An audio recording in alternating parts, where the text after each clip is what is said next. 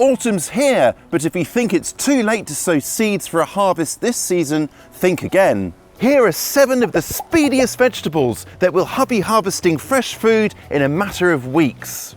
First up, radishes. These crisp and crunchy roots are among the very fastest vegetables out there, ready in as little as 4 weeks from sowing. And in fact, all of the vegetables I will be mentioning today will be ready to harvest this side of winter in as little as 1 to 2 months. That's fast. Now is a great time to sow them, in fact, because radishes absolutely relish the cool of autumn.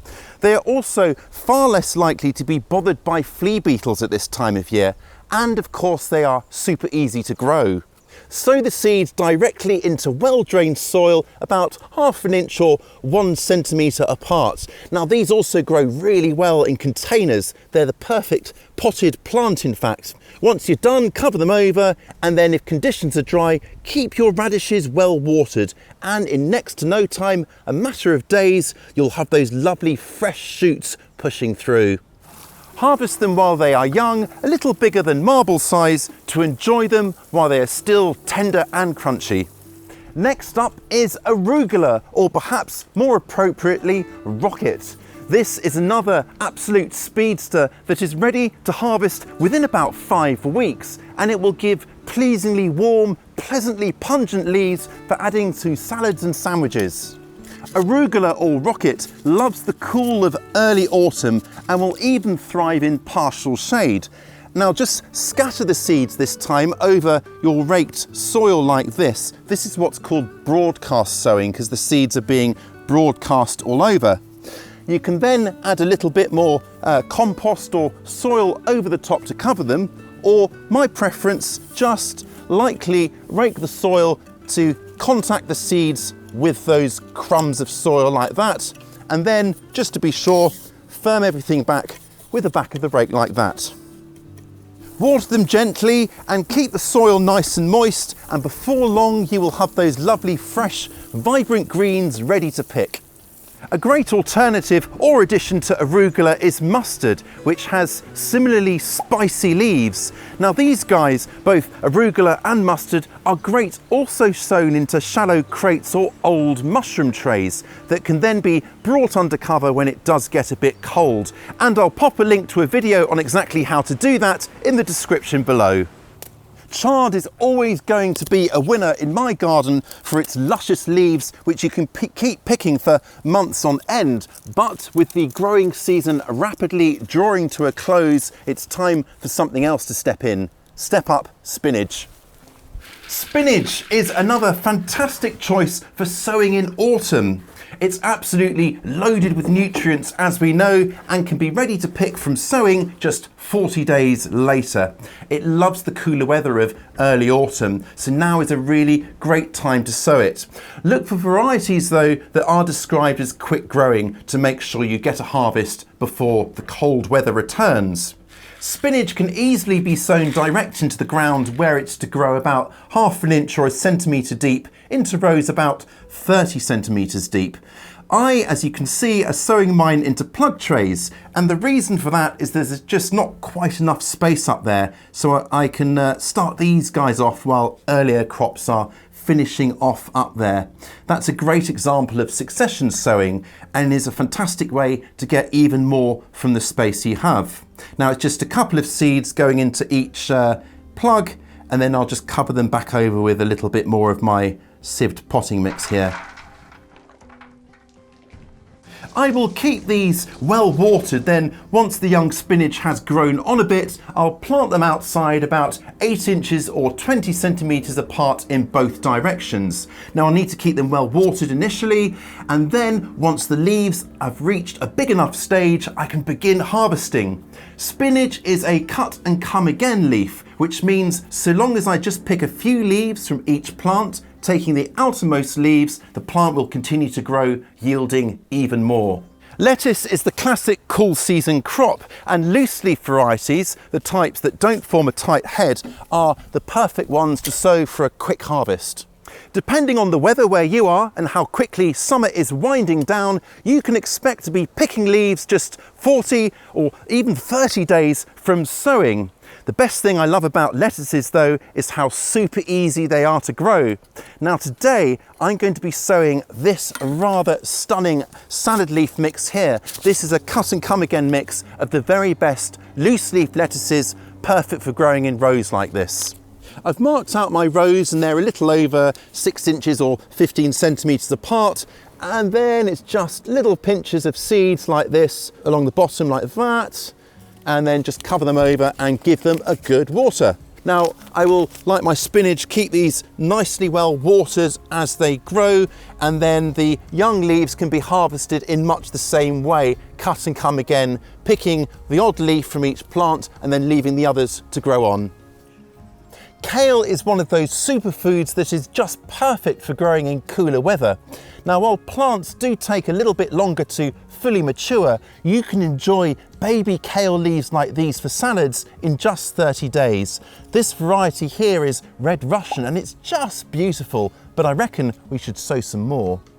Just like our other leafy lovelies, these seeds can be sown either in rows or broadcast like I'm going to do here next to my arugula or rocket.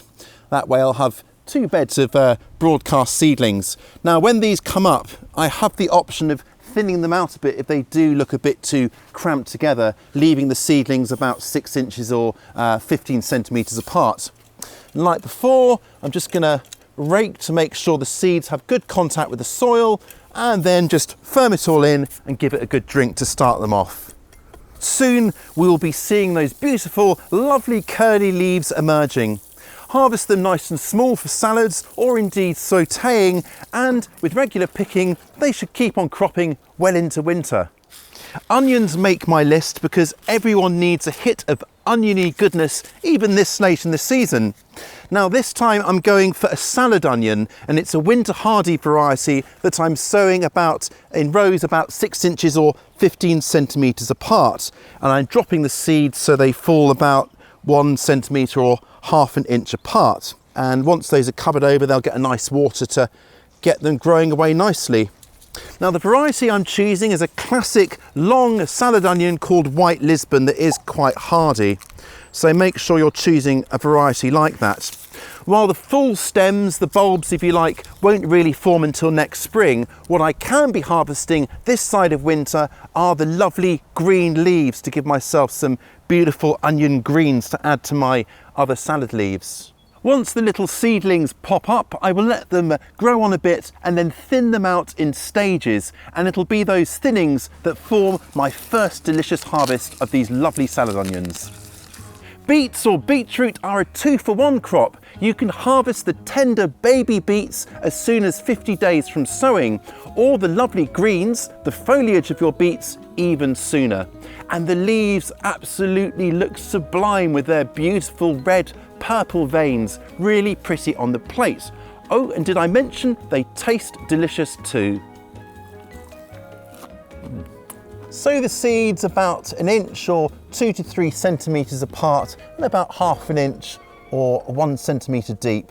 Now I'll cover these over, give them a good water, and once they are up, I'll be thinning them to about 3 inches or 8 centimetres apart.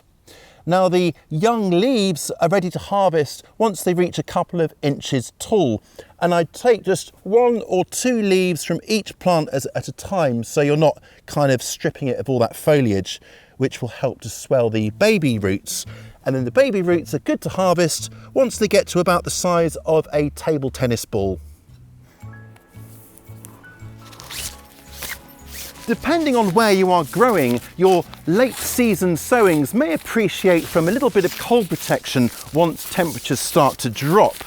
Now, even a simple cover can extend the season by as much as 2 weeks, which at this time of year can make a lot of difference when every single degree is precious. Something like this tent style arrangement should do the job quite nicely.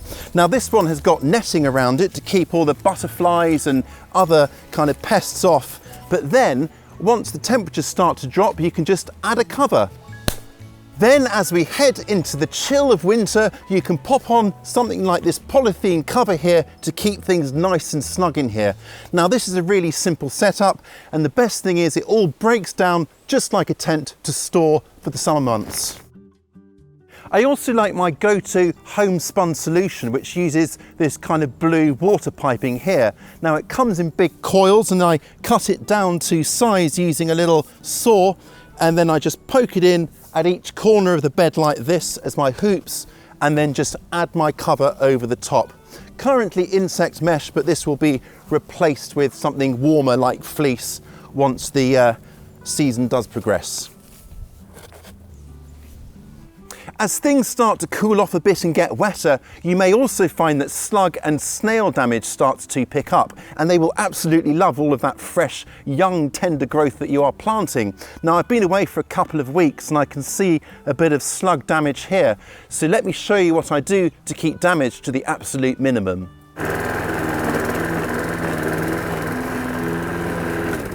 While longer grass is great for the likes of frogs and toads, I like to keep the area immediately around my beds nice and tightly shorn.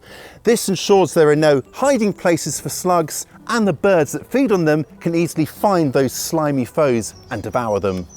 You can also set up little slug traps towards the edge of your plot, not right in amongst your leafy salads to draw the slugs in, but towards the edge so you can intercept them as they get into your garden. Just sink a little ramekin or similar shallow dish like that, leaving a slight lip so the ground beetles don't fall in, and then fill it with your beer. This is my home brew, a bit of a waste, but you know, the slugs can die a happy death. Now I hope you're inspired to keep on growing. You can do it. I'll catch you next time.